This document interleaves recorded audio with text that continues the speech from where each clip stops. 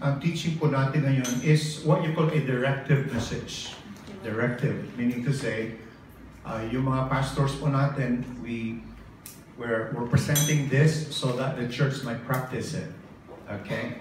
Ito po nakaraang several weeks, we've been talking about prayer, but in a more personal way, yung pong tinatawag nating personal prayer or individual prayer, we've learned so many things about prayer. Can you say amen to that? Amen. Praise God. We have learned that prayer is a gift from God. We've learned God gave us yung priorities kung saan dapat nakafocus yung prayers natin. We've learned about the power of faith when we put our faith in God.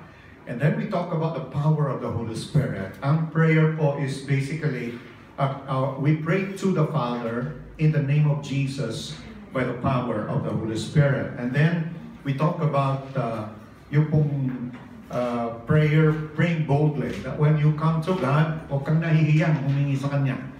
And then, not only should we pray boldly, but God wants His people to pray persistently. Amen? Yes. Amen. Ngayon pong araw na ito, we're moving our teaching. We're adding to that. And I'd like today to start this teaching about corporate prayer. God wants us to pray corporately. Amen? Can you say the word corporate prayer? Corporate prayer. Pagka yung prayer po ng mag-iisang Kristiyano is so powerful, how much more when God's people pray? Amen? I believe that the Lord has designed corporate prayer to be the way that His people should pray. Hindi lang po yung individualized prayer, but God wants us to really pray together. Amen? Amen po? Amen. So, you remember po last time we said na ang prayer, God has set prayer, yung bold, persistent, trusting prayer as the means to accomplish His will. And that's why there is an invitation from this truth. God is inviting us to participate, to be a participating part of His family. Can you smile and say amen to that? Amen. Amen. Na hindi lang tayo yung tagamasid. Where God doesn't want you to be a spectator, you know. He wants you to take part in a personal way about how God would accomplish His purposes. Kaya when we add itong ating emphasis ngayon about corporate prayer, then you can really see yung full picture po nito. That God is calling us to pray individually, but there is an equally urgent call from God that Cornerstone should pray corporately. So let me just say this to all our church families sa mga sites. We would like to not only encourage, but we are setting a directive that all our churches should give time to corporate prayer. That before we start our services, let us have corporate prayer. Let us end our services with corporate prayer. In our care groups, let us have corporate prayer. And from time to time, when the need comes, that the church should meet together to pray to the Lord. Can the church say amen to that? Amen. Okay? So let's go po sa corporate prayer today. My purpose po sa teaching na ito is very simple. I want to convince you that God wants the church to pray corporately. Marami sa atin, we grow up with that teaching that prayer is individual matter. Parang it's between you and God. Kasi Jesus said, we are not to pray like the hypocrites, right? Like the Pharisees, they love to be seen in public praying. But when you pray, you enter into your room, go into your closet and pray alone. Now, sinabi ni Jesus yan, not to prohibit yung corporate prayer. In fact, really in the scripture, corporate prayer should be one of the most important practices of the church. So let's go sa Acts chapter 6 po. Let's turn to this passage today, Acts chapter 6, and let's read from verse 1 to, I think 6, or I think last time we added up to verse 8 po. So let's see itong passage na ito. Let's go to that book of Acts chapter 6. Okay. Ito po, it will tell you the choosing of the 7. Okay? Kasi po, there was a need that showed up, and the need was presented to the apostles, and the decision of the apostles is, we cannot give up prayer. So you do this. Okay? So ito po yung instruction nila. In those days, when the number of disciples was increasing, the Hellenistic Jews among them complained against the Hebraic Jews because their widows were being overlooked in the daily distribution of food. Okay, there was a problem in the church. So the 12, meaning the 12 disciples or apostles, gathered all the disciples together and said, it would not be right for us to neglect the ministry of the Word of God in order to wait on tables. Okay? Brothers and sisters, choose 7 men from among you who are known to be full of the Spirit and wisdom. We will turn this responsibility over to them, and will give our attention to prayer and the ministry of the Word. You see that, loved ones? Sabi nila, itong need na ito na present nyo sa amin is important, but we cannot give up these 2 primary responsibilities that we have. And sabi nila sa verse 4 again, and will give our attention to prayer and the ministry of the Word. Verse 5, this proposal pleased the whole group. They chose Stephen, a man full of faith and of the Holy Spirit. Also Philip, Prochorus, Nicanor, Timon, Parmenas, and Nicholas from Antioch, a convert to Judaism. They presented these men to the apostles, who prayed and laid their hands on them. Ano po ang bunga nito? Verse 7, So the word of God spread, the number of disciples in Jerusalem increased rapidly, and a large number of priests became obedient to the faith. Praise God. Ito po yung word ni Lord sa atin ngayon. At again, we're looking at corporate prayer. I'd like to share with you reasons po, yung examples from the scripture kung bakit ito po ay napakahalaga na ginagawa ng mga anak ng Panginoon. So, let's look into this today. Okay.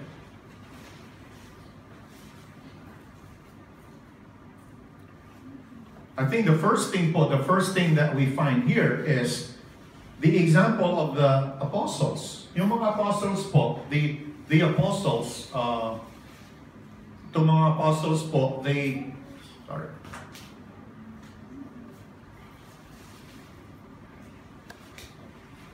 sorry po. Okay, the apostles,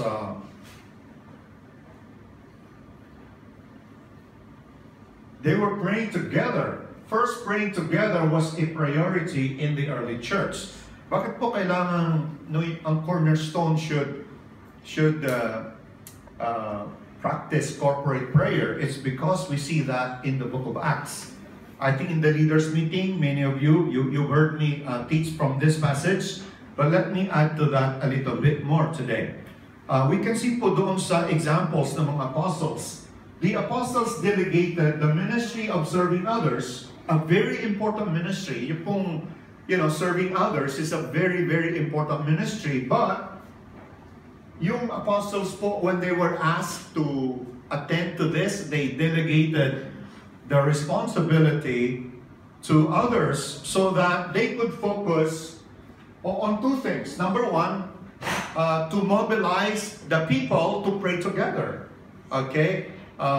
Para ma-lead nila so the apostles can continue their leadership in prayer, and also so that they can also equip the church to preach the Word of God together. It's very interesting po that in the early church, yung preaching was not limited to the apostles. Even others preached the Word of God. Can we say amen to that? Amen?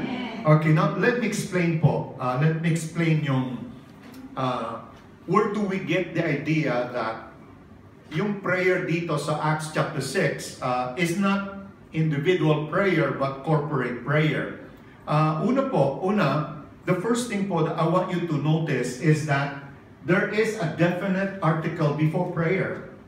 So, ang sinasabi talaga nila is, so that we can focus on the ministry of the prayer. If you go back doon sa verse 6 kanina, verse 4, sabi na, and will give our attention to prayer. In the Greek po, sa original Bible natin, there is an article. They were saying, so that we can give our attention to the prayer. To the prayer. Hindi lang yung to prayer, meaning to say, kasi we cannot attend to this kasi we need time to pray. Okay? I think yung individual prayer po is a given. All Christians should have their individual prayer life. Can you say amen to that? Amen. Okay? Every Christian should be praying individually. Okay? You must have a private prayer life. But the apostles, they were saying so that we can give our attention to the prayer and to the ministry of the word. What is the point po? If you look at the book of Acts, makikita po ninyo that up till chapter 6, lahat po ng record of Christians praying was not done individually, but they were all done corporately. Are you following that? So magpahanggang chapter 6 po, lahat ng mga instances where prayer is mentioned, it was always done in the context with praying with others. Okay? So hindi lang siya individual prayer. Ito po, the example of the apostles in Acts points to the priority of praying together. From chapter 1, verse 14, you know, when the Lord says, huwag mo na kayong humayo. You remember that, the command ni Lord? It was a very odd command, right? Kasi the Lord just gave them the most important responsibility, that of bringing the gospel to all the world. And yet the first command ni Lord is, huwag mo na ninyong gawin. Imagine that. Now, it's a very important command, the Great Commission, right? And yet His first command is, don't do it yet. Why? Well, because you need to wait for the promise of my Father. And that's why the disciples, they went back to Jerusalem. They settled in the upper room. And in the upper room, they started to pray. They started to pray for waiting for the promise of God. Can you say amen to that?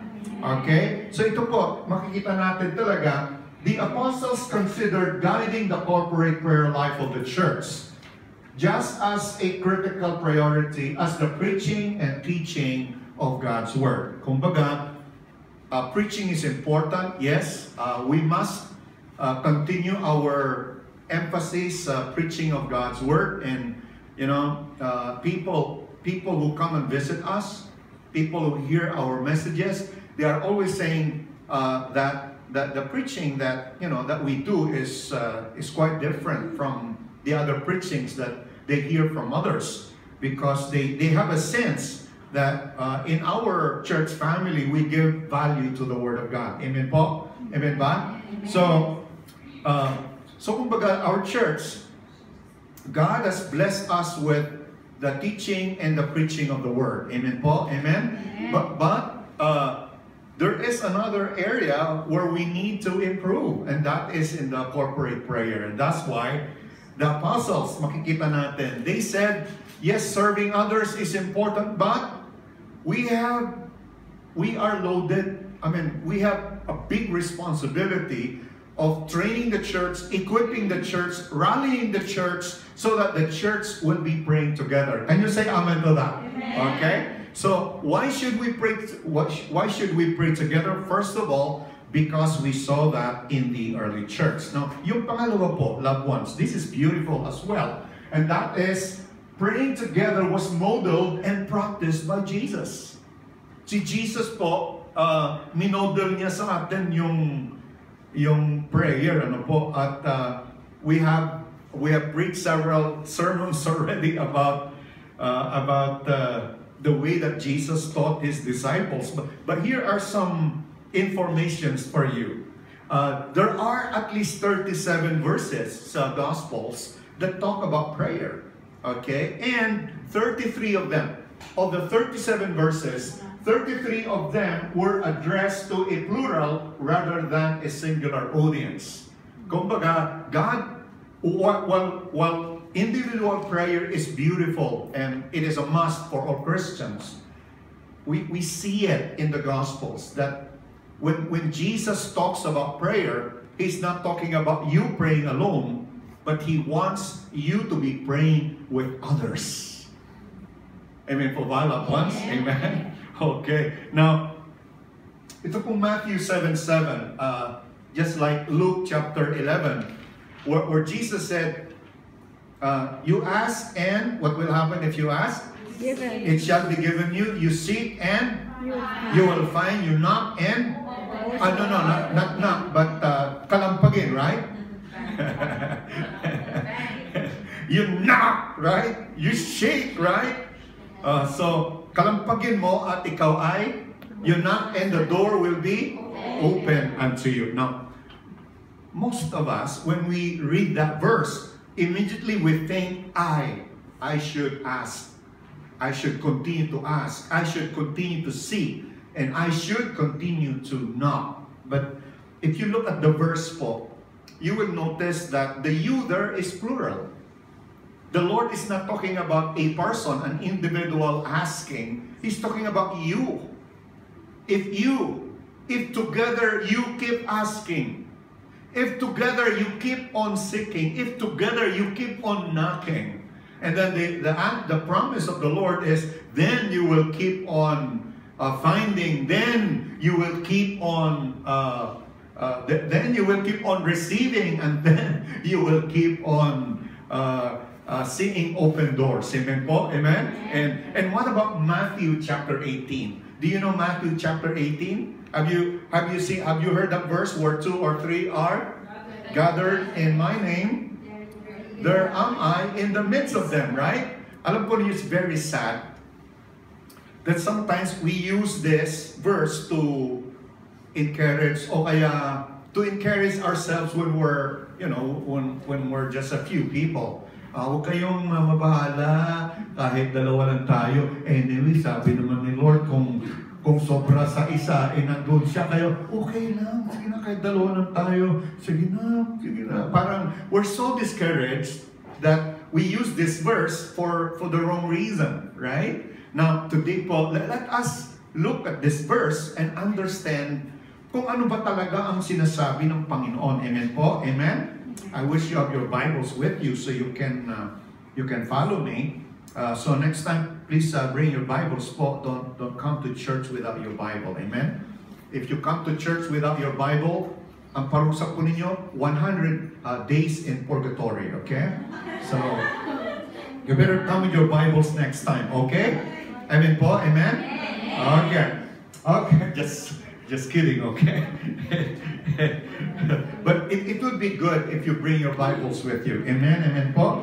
Nung time namin, when I was a younger Christian, you did not go to the church meeting without a Bible.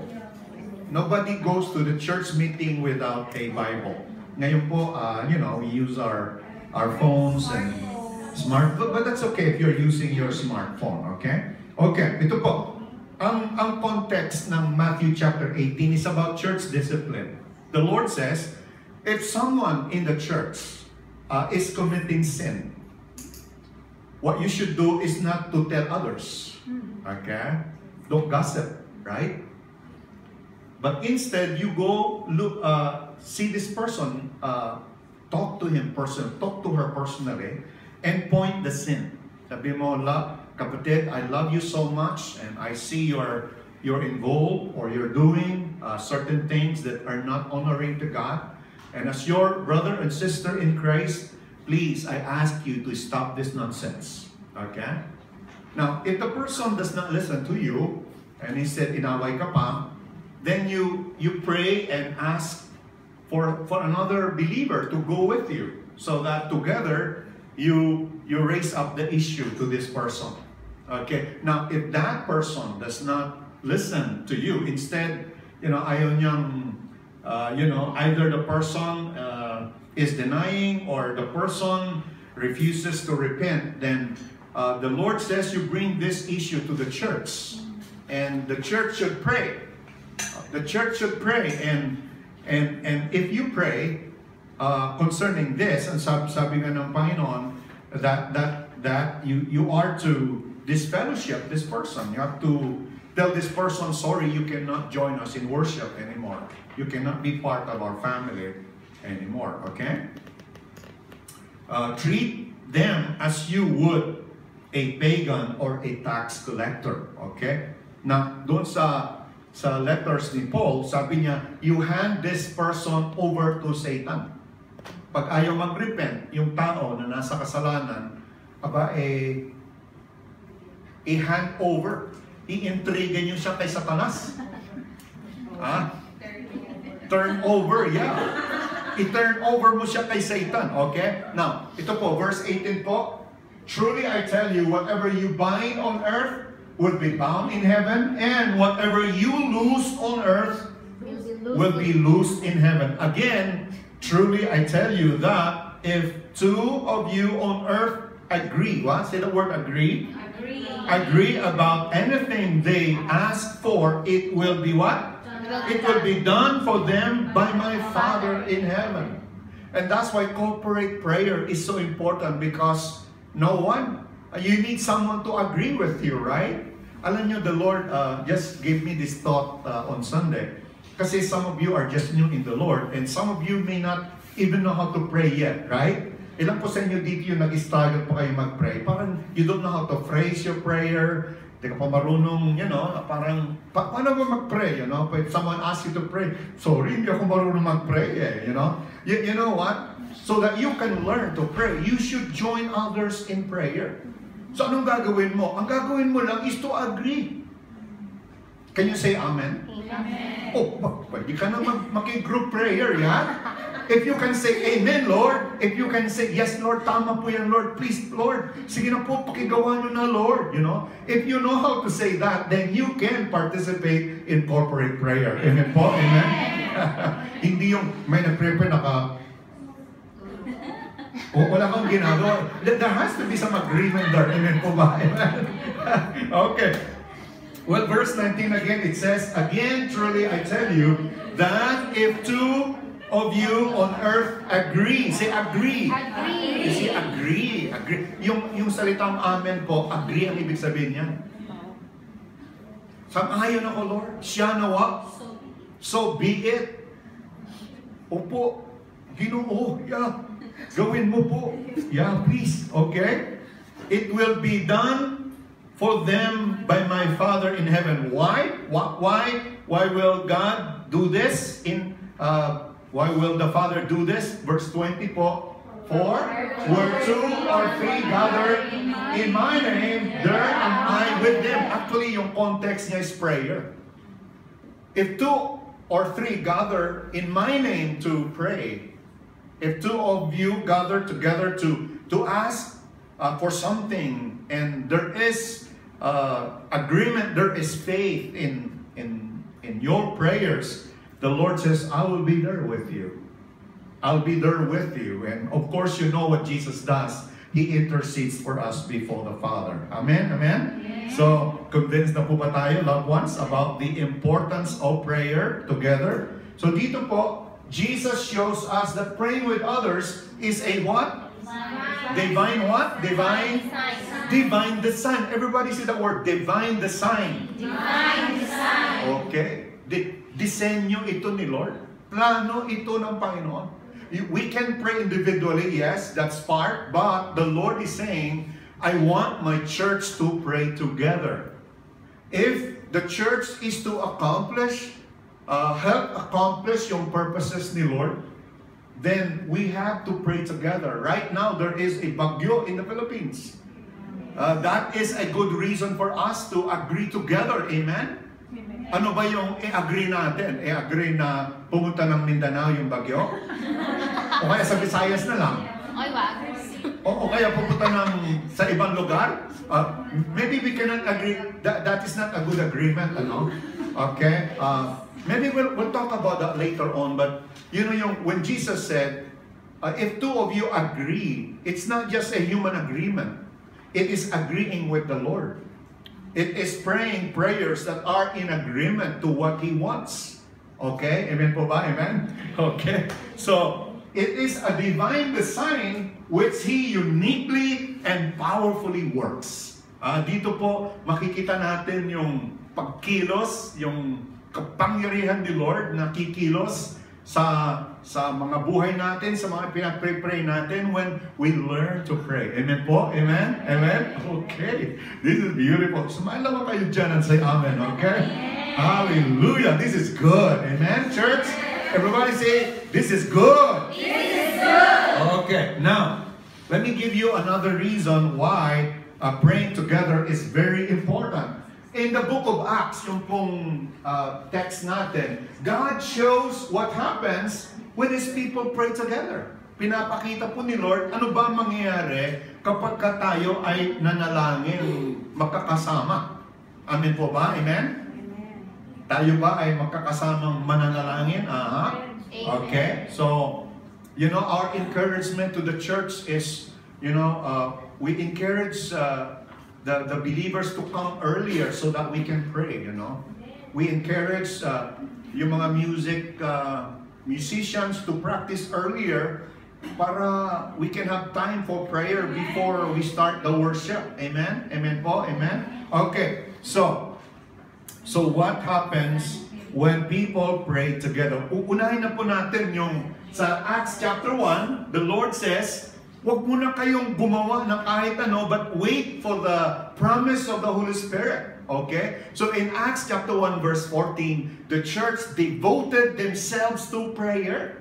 Now in Acts chapter 2 verse 1 to 4, pagdating po nung araw ng Pentecostes, yung po, kaya doon po nanggali yung ating salitang Pentecostal. Amen po? Amen?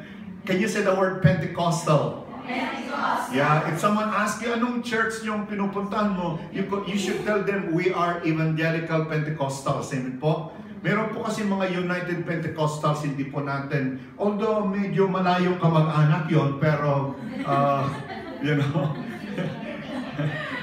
pero, you know, there's a lot of questionable teachings dito sa United Pentecostals. So we are what you call Evangelical Pentecostals. Amen po? Kumbaga, we believe in the Trinity. We believe in the power of the Scripture. We believe in, you know, in salvation by grace.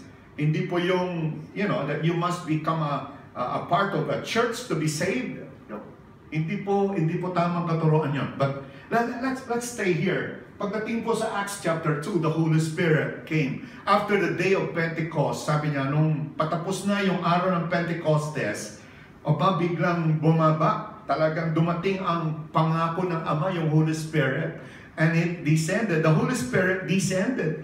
It fell upon all the believers. Lahat po ng mga believers, and they started to prophesy, they started to speak with other languages as the Lord gave them the utterance. So, makikita po natin that, you know, it is when we are really in prayer, when we devote ourselves to prayer, that we can expect the Lord to be moving in our lives. Amen? Amen? Okay. Now, the other thing is that the disciples prayed for wisdom to know who would replace Judas. Alam nyo, kahit si Judas, ganun-ganun lang, na-discover po ng mga disciples that yung kanyang betrayal, yung kanyang pagpapakamatay was recorded in Scripture. Bago nangyari, alam na ng Panginoon. At sinabi ni Lord, dapat palitan siya. So anong ginawa ng church? Well, they prayed.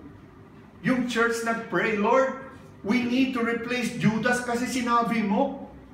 So sino ang pipiliin nila? Well, they prayed and two men came out and you know, napili niya yung dalawa, and so they, Lord, sino sa dalawa dito? Okay naman silang dalawa. Well, so they drew some lots, you know, they cast lots, you know, kung sino ang mas maiksi, siya panalo, you know. O mas mahaba yata, di ba? Di ba, gano'n? Have you seen that? Bubunot ka, kung sino ang mas mahaba, siyang panalo, okay? So they did that, and that was guided by the Holy Spirit. Okay, not only that, you remember po, nung the church was was attacked. You remember the church grew, no? From 120 people, it grew into over 3,000 kasi yung preaching ni Apostle Paul, wow, Apostle Peter, wow, 3,000 were saved that day, you know? Talaga namang harvest time on that day. So, yung pong religious leaders, they were very unhappy with what God did. And so they threatened the disciples. Sabi nila, wag na kayo mag-preach, ha? Don't preach about Jesus. We forbid you from preaching about Jesus. You can talk about whatever you want to talk, but don't talk about Jesus. Don't talk about Him, that He died, that He came back to life. Don't talk about Him. Kung hindi, dila nyo lang ang walang latay. Ganun po. They beat them up, and warned them. So, you know what the disciples did? Ito po, Acts chapter 4, verse 24 to 31. Look at this. Tinan po natin. So, Acts chapter 4, verse 24. Thank you. Okay. So, ang nangyari po, let me start reading verse 23. On their release, come on, help me here. On their release, Peter and John went back to their own people and reported all that the chief priests and the elders had said to them. Okay. Nako, ang ginawa nila, talagang they went back to the church, no? And reported to the people all that the chief priests and the elders had said to them. So, anong gagawin kayo ng church? Magmumuy-muy kaya sila? Magtatakbuhan na kaya sila? Nako, i-save mo sarili mo. No, hindi po. Verse 24, come on. Help me here. When they heard this, they raised their voices. You know the word raise? Sumigaw, right? They raised their voices. Paisa-isa ba?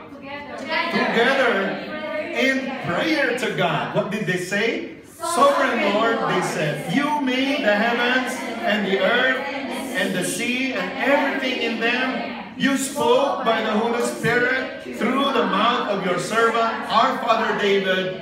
Why do the nations rage and the peoples plot in vain? The kings of the earth rise up and rulers band together against the Lord and against His anointed one. Okay? So, makikita po natin that their first response is to raise up their voices to God. They acknowledge God. Lord, sabi nila, sovereign Lord. The word sovereign Lord, this is a term used by servants when they talk to their Lord. Okay? Kumbaga, the church, they knew they were God's servants. Okay? So, sabi ng Lord, nakita nyo naman, ginagawa na nila yung